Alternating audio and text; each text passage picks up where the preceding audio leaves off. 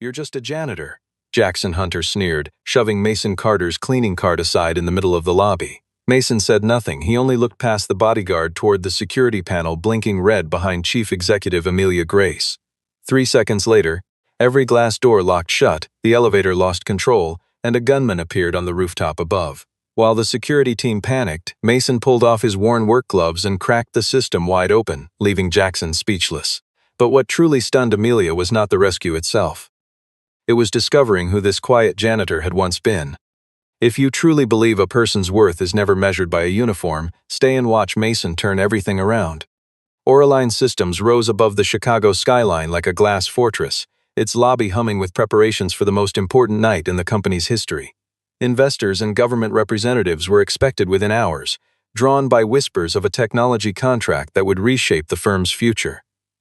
The building itself was a marvel of engineering, wired with biometric elevators, automated locking systems, an underground data center, and a fire suppression network that operated independently of the main grid. Chief Executive Amelia Grace intended to announce the largest agreement in the company's history that evening, a deal that would silence the board members who still doubted her leadership. Chief Operating Officer Adrian Xavier moved through the halls at her side, offering calm reassurance while quietly asking the security team for the exact route Amelia would take once the ceremony began. Mason Carter arrived for his shift wearing the same faded work uniform he always wore, rubber gloves tucked into his back pocket and a cleaning cart loaded with tools. He worked the overnight rotation, always punctual, rarely speaking unless spoken to, never drawing attention to himself. Most employees did not know his name.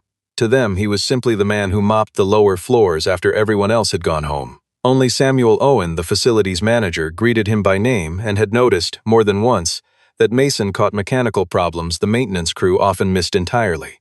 During his break, Mason answered a short call from his daughter Mia. The conversation lasted only a moment, just long enough to confirm he would be home by morning as promised. There was no scene at his apartment and no glimpse of the child herself, only the quiet certainty in his voice that he was a father who kept his word no matter how long the night stretched ahead of him. He tucked the phone away and returned to his cart, the hallway lights humming overhead as guests began arriving downstairs. As Mason passed the central security panel near the executive corridor, he noticed the indicator lights blinking in an unusual rhythm, a pattern too deliberate to be an ordinary electrical fault. It resembled something closer to a hidden routine quietly testing access privileges across multiple floors. He mentioned it to a passing technician, who barely looked up before waving him off, since a man in a cleaning uniform rarely earned a second glance from anyone in that building. Jackson Hunter, the head of the executive security detail, stepped in moments later and ordered Mason to keep clear of the area reserved for the evening's guests. Mason did not argue or react to the dismissal in his tone. He simply glanced toward the nearest camera and noticed it had rotated away from its assigned angle, no longer covering the path Amelia would soon walk. Something about the timing unsettled him more than the technician's indifference had. He continued down the corridor at the same unhurried pace, cartwheels squeaking softly against polished marble, while behind him the panel kept blinking in that same patient, deliberate rhythm. By the time he reached the far end of the hallway, Mason had confirmed what he suspected. Every camera positioned along the executive route had drifted exactly 3 degrees off its intended field of view, each one nudged just enough to leave a narrow, blind corridor stretching from the lobby to the private elevator. He checked the schedule glowing faintly on a nearby terminal and felt something cold settle in his chest. The countdown embedded in the hidden routine was set to reach 0 at the precise minute Amelia Grace was expected to step inside that elevator. The lobby filled quickly with investors, board members, and a rotating cluster of security personnel, all funneled toward the private elevator that would carry Amelia to the rooftop reception. Amelia herself moved through the crowd with practiced composure, Jackson at her shoulder and Adrian trailing close behind with a folder of talking points. The pressure of the evening showed only in the tightness around her eyes, a strain she had learned to hide well during her short time as chief executive. Mason worked nearby, wiping a wet patch from the floor near the corridor leading to the executive elevator, his attention drawn again and again to the soft, irregular clicking coming from the door mechanism. The sound told him something the technicians upstairs had missed entirely. It was the signature of an electronic braking system being remotely overridden, a pattern he recognized from years of training that most people in that lobby could not have named even if they heard it themselves. Mason set a small caution sign near the elevator doors and quietly suggested that no one use that particular car until it could be inspected. Jackson noticed him almost immediately and assumed the man was simply in the way of the evening's carefully rehearsed schedule. In front of Amelia and a cluster of arriving guests, Jackson demanded to know what right a maintenance worker had to interfere with executive movement. Mason answered calmly that the elevator could fail catastrophically if Amelia stepped inside. Jackson's expression hardened into open contempt as he shoved Mason's cart aside, sending a bottle of water sliding off its tray and onto the marble floor. "You're just a janitor," he said loudly enough for half the lobby to hear. "Your job is mopping floors, not lecturing trained security professionals." He reached for Mason's arm to pull him away from the doorway entirely. Mason did not resist with force. He simply rotated his wrist, redirected the momentum of the shove, and held Jackson motionless for a single steady beat before releasing him. Jackson realized in that instant that Mason could have thrown him to the floor without effort, yet had chosen not to.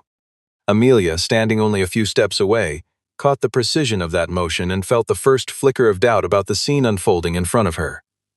Mason released Jackson the moment the danger of an actual struggle passed, offering no defiance and no further explanation beyond a nod toward the blinking panel behind them. He explained that the red light pattern was not a malfunction warning but a signature of an outside system quietly seizing control. Adrian stepped forward before Amelia could respond, insisting that the man was simply causing a disturbance meant to disrupt the evening. Amelia hesitated, caught for a few seconds between the warning of a stranger in a work uniform and the confident reassurance of her own chief operating officer. Jackson ordered 2 guards to escort Mason out of the building entirely, certain the matter had been settled. Before either guard could take a single step, every glass panel throughout the lobby locked in unison with a heavy mechanical thud. The main lights died a moment later, plunging half the room into shadow, while the private elevator lurched and began a rapid, uncontrolled descent with no passengers inside it. Somewhere above, near the security control floor, a muffled explosion echoed through the ventilation shafts, and every monitor in the lobby flickered to black almost simultaneously. Screams rose from scattered pockets of the crowd as emergency lighting kicked on with a dull red glow. Mason checked his watch in the half-darkness, unshaken by the chaos spreading around him, and said quietly that the fire suppression system would misfire within less than a minute if nobody intervened immediately. Jackson turned toward him, the earlier contempt in his face replaced now by something closer to confusion. For the first time that evening, nobody in the lobby seemed to know exactly what to do next, except for the man they had just tried to throw out the door. Hundreds of people stood trapped inside the darkened lobby, their voices rising in overlapping waves of confusion and fear. Security guards tried every emergency override code they knew, only to discover that all access credentials had been wiped from the system entirely. The ventilation network shifted into a sealed mode meant for containment drills, and the temperature in the enclosed space began climbing steadily with each passing minute. Jackson shouted for calm, but the truth was plain on his face, since he had no idea how to reclaim control of a building that no longer answered to any of them. Mason moved to a section of stone wall near the far end of the lobby, a panel most employees would never have noticed because it carried no markings or labels of any kind. He pried it open with a small screwdriver from his cart, revealing a mechanical control board hidden behind decades of paint and dust. Jackson demanded to know how a cleaning worker could possibly know that such a thing existed in the first place. Mason offered no answer yet, only asking Jackson to hold a light steady and keep the frightened crowd from touching the exposed wiring nearby.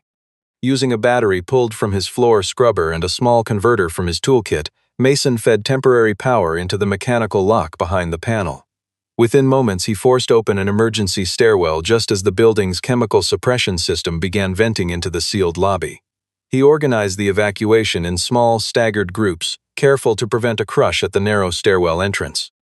Amelia watched him recall, without hesitation, the exact capacity of each stairwell and the precise closing intervals of every fire door along the route, numbers that should have belonged to an engineer rather than a man mopping floors for a living.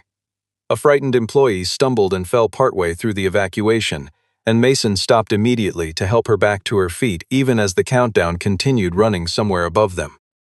That single pause told Amelia something she had not expected to learn that night, that this stranger carried not only technical skill, but a steadiness that held firm even while lives hung in the balance.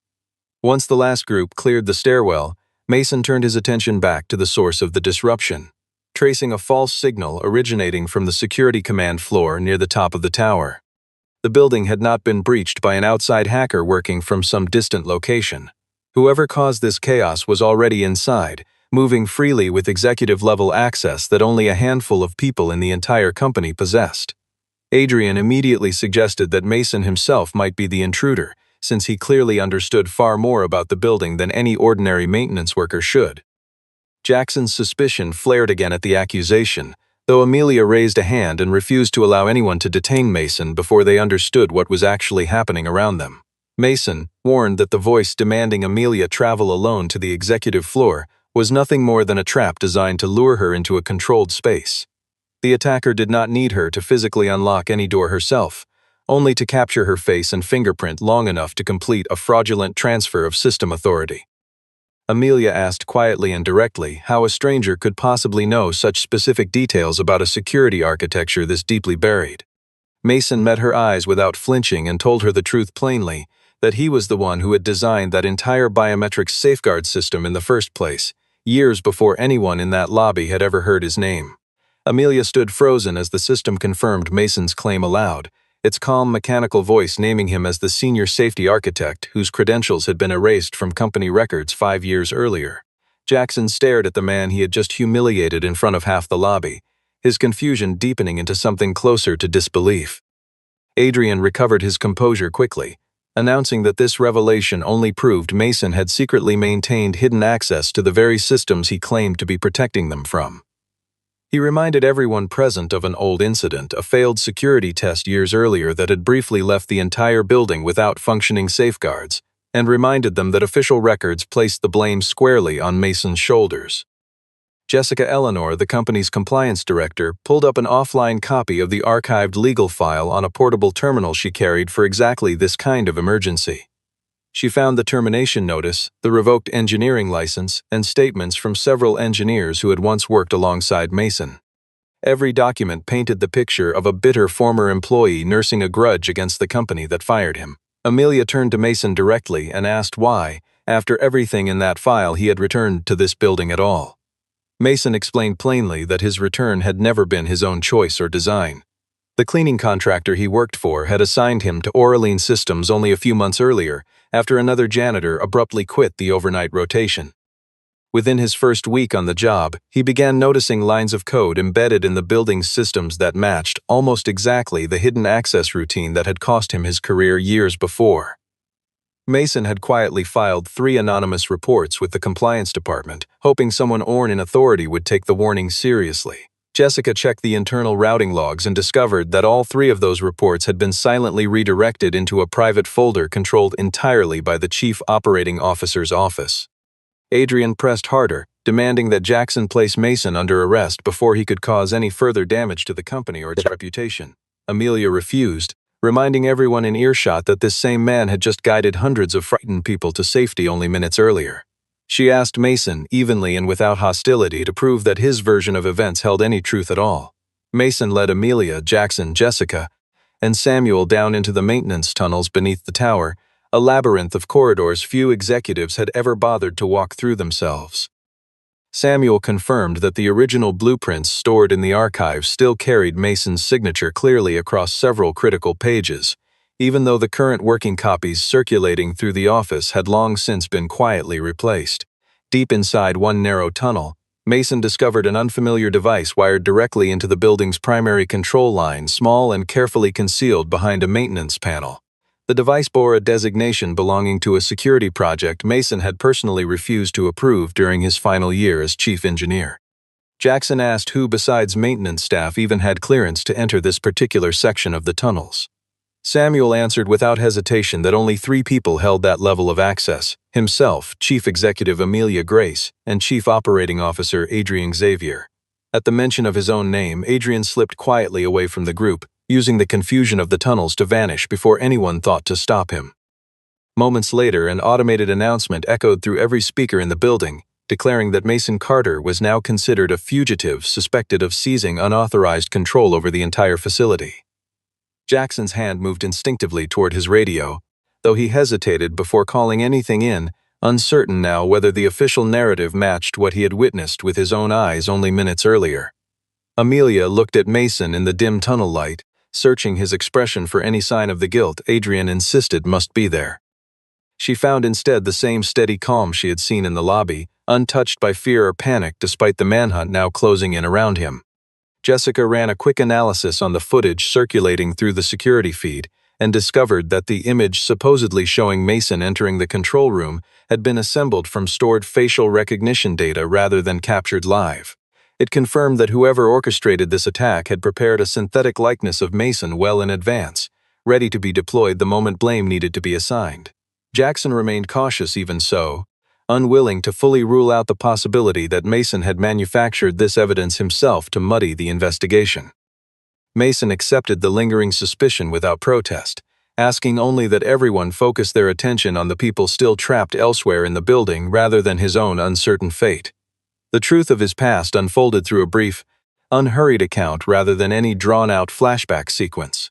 5 years earlier, Mason had served as chief engineer on the very project responsible for safeguarding this tower against intrusion. Adrian had personally requested that he build a hidden access point allowing senior leadership to bypass standard safety protocols whenever convenient.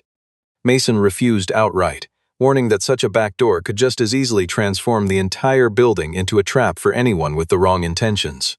Weeks later, a botched internal test injured a technician working on an unrelated system, and the building's digital logs were quietly altered to suggest Mason had ignored a critical warning beforehand. He lost his position almost immediately, followed swiftly by a lawsuit that made continued work as an engineer effectively impossible anywhere in the industry.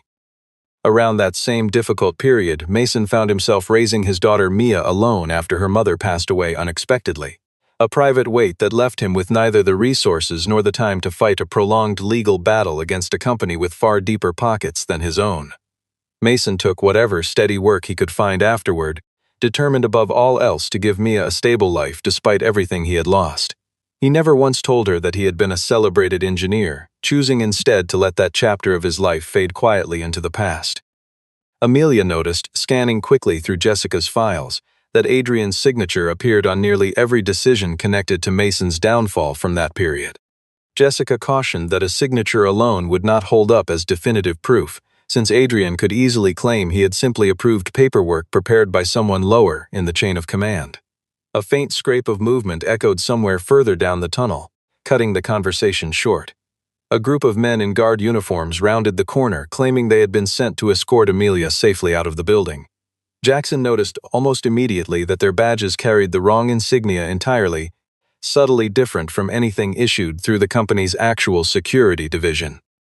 Before anyone could react further, the strangers drew weapons from beneath their jackets, and Mason pulled Amelia down behind a thick support pipe just as the first shot cracked through the narrow passage. One of the armed men called out to Mason using an old military rank, a title from a chapter of his life that had nothing to do with engineering or corporate security whatsoever. The word hung in the tunnel air, sharp and deliberate, proof that whoever had planned this operation had studied every corner of Mason's past with unsettling precision. Jackson flattened himself against the tunnel wall beside Amelia, processing the strange rank with visible confusion, unsure what exactly it meant about the man he had mocked only hours earlier. Mason's expression remained unreadable in the flickering emergency light, though something in his posture shifted subtly, the quiet stillness of a man calculating far more than he was willing to say aloud in that moment. Mason did not charge blindly into the confrontation unfolding around them. He cut the lights along each stretch of tunnel one by one, stripping the attackers of the advantage their eyes needed in unfamiliar darkness. Jackson shielded Amelia against the pipe while Mason used the heavy fire doors to separate the intruders into smaller, more manageable groups. One gunman circled around behind Jackson, closing in fast while his attention stayed fixed on protecting Amelia. Mason intercepted him with a swift, controlled wrist lock that dropped the man without causing any lasting harm. He stripped the weapon from the attacker's grip, removed the magazine, and slid the firearm across the floor well out of reach, rather than turning it on anyone himself. Jackson watched closely and realized Mason was not fighting like someone trained to eliminate a threat permanently. He moved instead like a rescue specialist whose entire training centered on minimizing harm even in the middle of active danger. Mason finally explained, briefly and without any pride in the telling, that before his years as an engineer he had served in a technical rescue unit within the Air Force. His job back then had involved entering compromised facilities, freeing trapped personnel and restoring failed emergency systems under pressure far more severe than anything this tower could offer. Jackson began to understand, piece by piece, exactly why Mason had remained so unnervingly calm while an entire security team around him fell into chaos.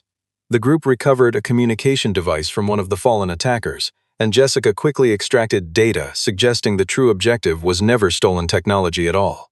The plan called for trapping Amelia inside the executive control room, using her own biometric signature to approve a fraudulent transfer of company assets before triggering a fire meant to erase a trace of evidence.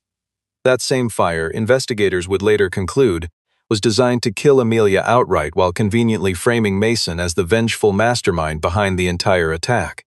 Records recovered from the device revealed that Adrian had already quietly moved hundreds of millions of dollars out of company accounts in the weeks leading up to that night.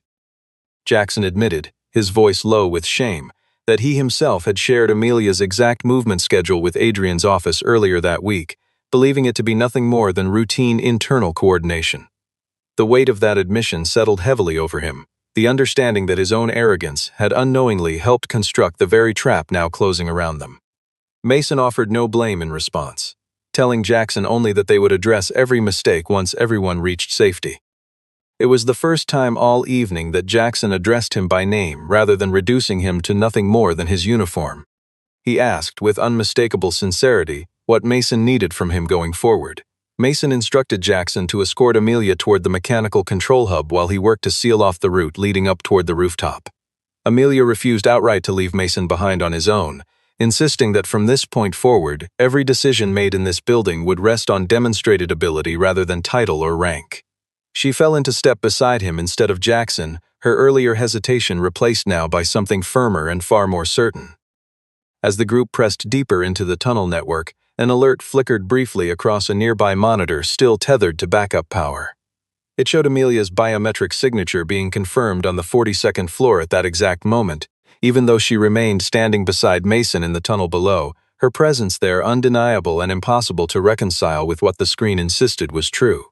Mason understood immediately what Adrian had done, harvesting fragments of Amelia's face and voice from countless recorded meetings to deceive the outer layer of the building's security. That trick alone would not be enough, since the final transfer of authority still required her genuine fingerprint and a living pulse to complete the process. Adrian triggered a false alarm through the intercom system, warning that a group of employees trapped on the 42nd floor would burn alive within minutes unless someone reached them immediately. Amelia's instinct was to rush toward them without hesitation, the weight of leadership pressing harder on her than any fear for her own safety. Mason suspected the warning was another carefully laid trap, though he could not be entirely certain given how convincingly real the danger sounded through the speakers. Jackson took point as the group moved cautiously through the corridor, scanning every doorway and shadow for signs of another ambush. A heavy fire door slammed shut behind them without warning, separating Amelia from both Mason and Jessica in the space of a single startled breath. Adrian emerged from the darkness moments later, flanked by two armed men who had clearly been waiting for exactly this opportunity. He admitted openly that he had been tracking Mason's movements ever since the man first returned to work inside this building months earlier. Adrian had originally planned to eliminate him quietly before tonight's ceremony, but the casual contempt everyone showed toward a mere janitor convinced him that nobody would ever take Mason's warnings seriously enough to matter. He mocked Amelia bitterly, sneering that she ran an entire corporation, yet had failed to notice that the one person who truly understood this building had been mopping the floor beneath her feet the whole time. Adrian forced her forward at gunpoint, marching her steadily toward the executive control room at the center of the tower. Amelia stalled for time as best she could, pressing him with pointed questions about the financial transfers hidden inside the company's books.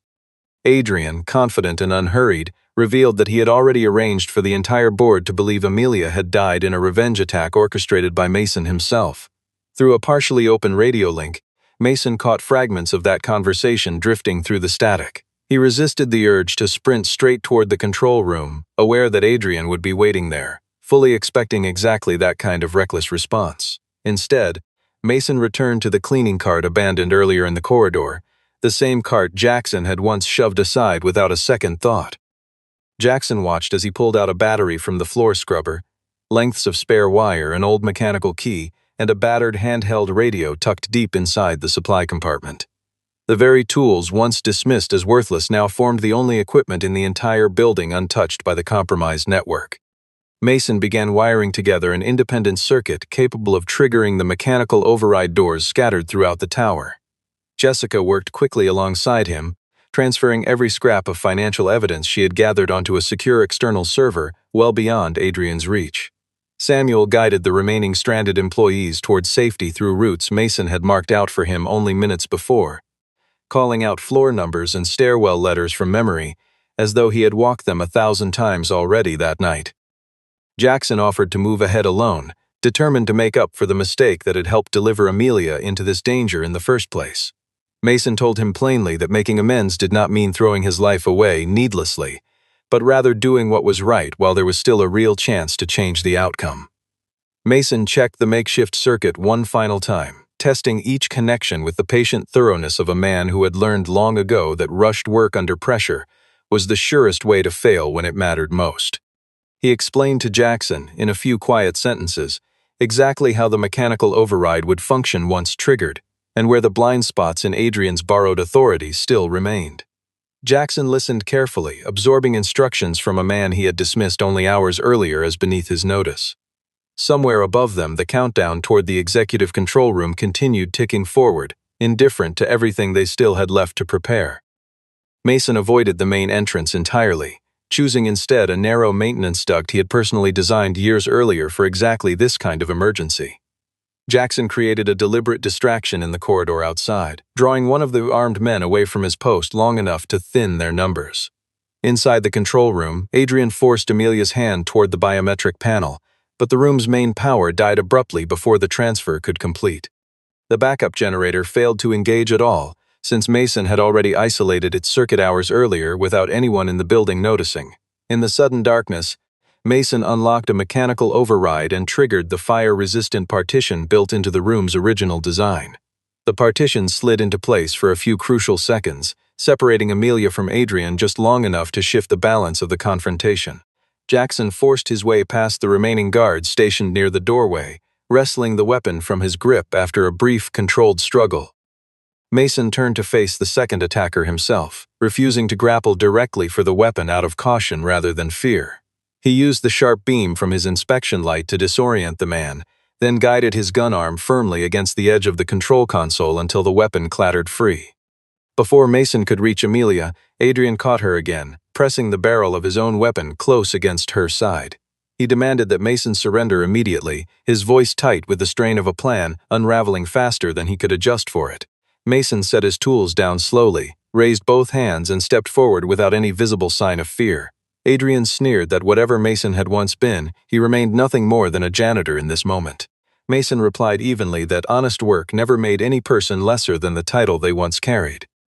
As he spoke, he shifted his weight and quietly triggered a hidden floor switch with the toe of his boot, activating the building's seismic stabilization system in a brief, deliberate lurch.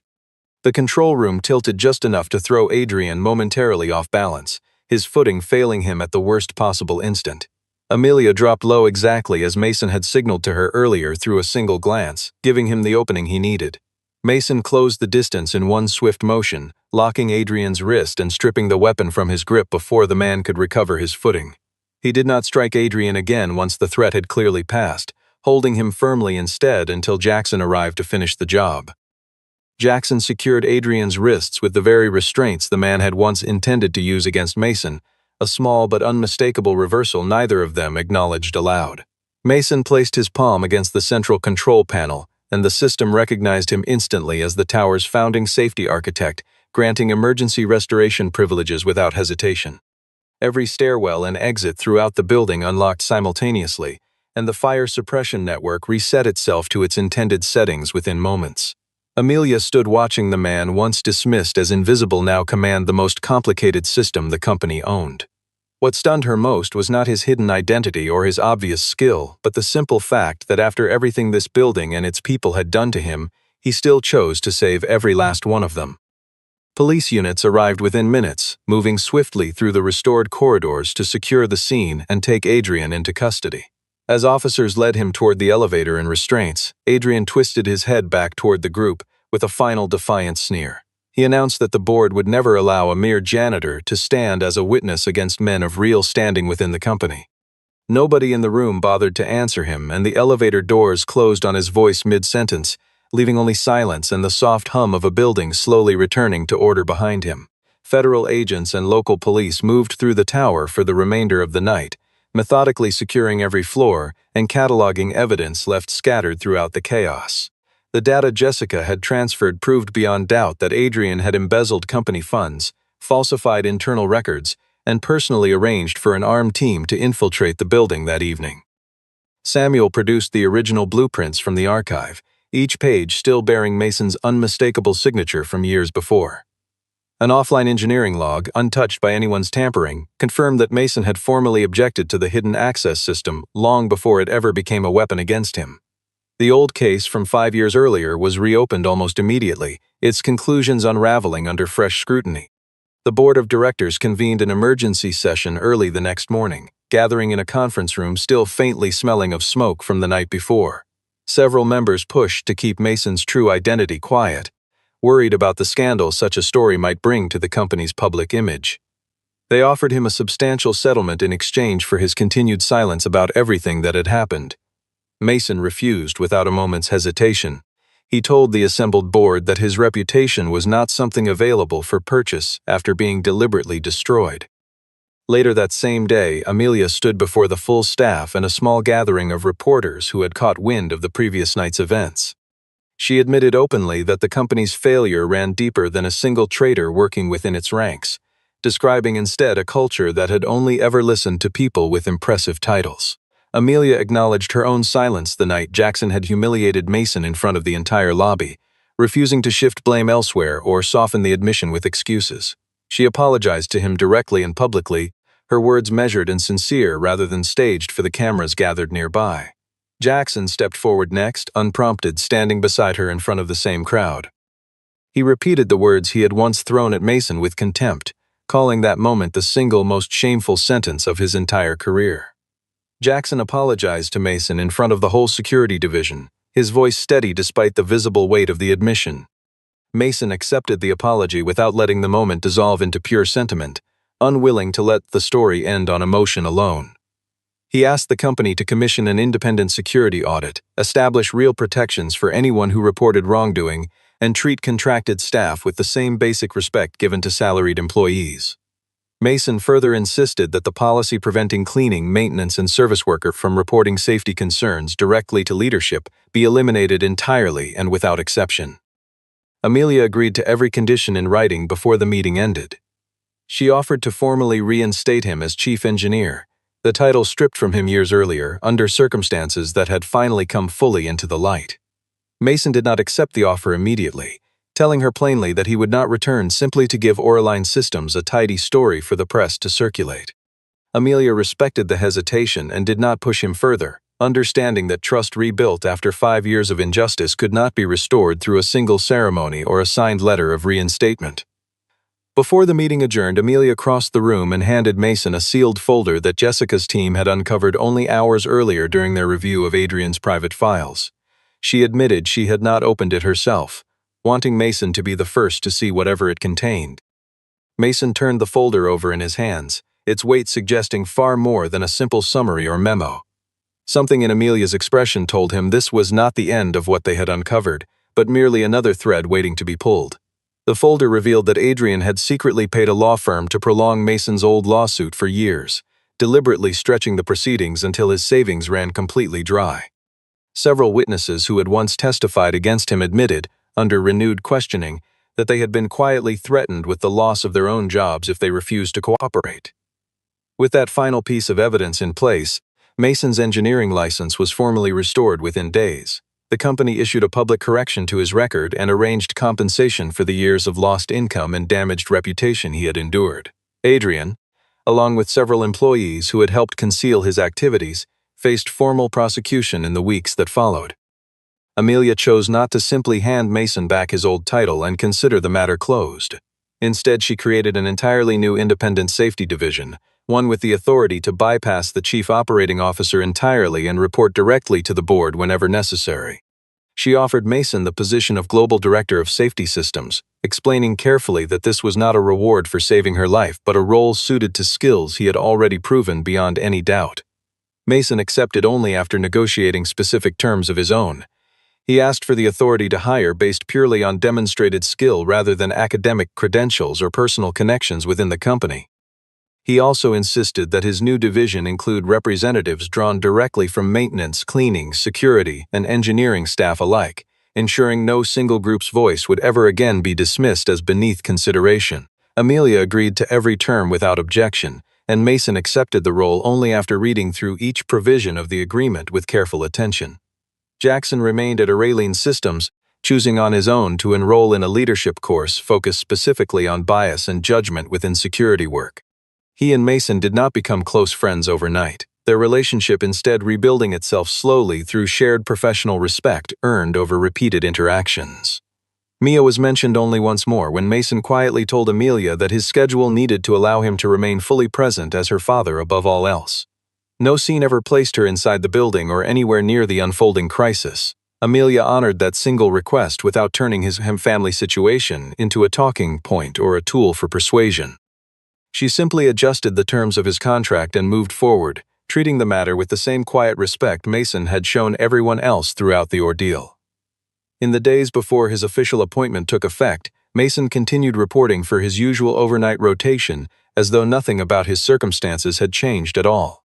Coworkers who had barely acknowledged him weeks earlier now greeted him by name, though he never asked for the recognition or seemed to expect it. Samuel noticed the shift most clearly, watching Mason move through the same familiar routine with the same unhurried care he had always brought to the work. On what would become his final night wearing the old uniform, Mason lingered a little longer than usual, checking each piece of equipment as though closing out one chapter properly before the next one began. Mason did not skip his final overnight shift, even with his new appointment already confirmed and waiting for him. He finished every task on his list, returned each tool to its proper place, and handed the cleaning cart over to the worker taking his spot the following night. Samuel asked why he insisted on completing the shift himself rather than letting someone else take it over early. Mason answered simply that honest work never loses its value just because the person doing it eventually earns a different title. Early the next morning, a new employee wearing a cleaning uniform wandered by mistake into the executive corridor near the main offices. A young guard on duty moved quickly to order the man back out, his tone sharp and dismissive. Jackson stepped before the exchange could go any further, greeting the worker warmly by name and asking if he needed any help finding his way.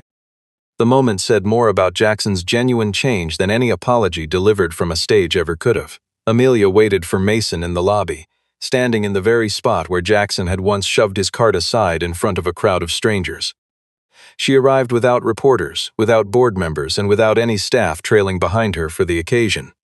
Amelia handed him a new employee badge marking his official position, though she made no move to take the old maintenance badge still clipped to his uniform. She told him plainly that the choice to keep it or set it aside belonged entirely to him. Mason kept the old badge, a quiet reminder of everyone still working in silence throughout buildings just like this one. The connection between him and Amelia remained understated, nothing more than a gentle suggestion of something that might grow slowly over time. She invited him to share coffee after his shift ended, not as a grateful executive thanking the man who once saved her life, but simply as one person hoping to understand another a little better. Mason agreed, though he reminded her gently that his first official day of work would begin again within the hour. The story closed as Mason stepped into the very elevator once sabotaged during the attack, its doors gliding open smoothly beneath his hand. This time, the doors did not close early against the man now hurrying toward them from across the lobby. Mason held them open and waited patiently for the stranger to step inside alongside him. The man once overlooked by an entire building now held the responsibility of protecting it. Yet the first thing he changed was never the technology at all. It was simply the way people finally learned to see one another. Mason's story is a reminder that no honest job ever makes a person small. The uniform someone wears never tells the whole truth of who they are or what they have survived to keep going. What should embarrass any of us is not the work a person does with their hands, but the careless way others sometimes treat them because of it. Amelia learned that lesson through silence she came to regret, and Jackson learned it through words he could never fully take back. Real change did not arrive through apologies alone, but through the quiet decision to finally listen. If this story moved you, carry that same respect into your own world, because everyone deserves to be seen as more than the role they happen to fill.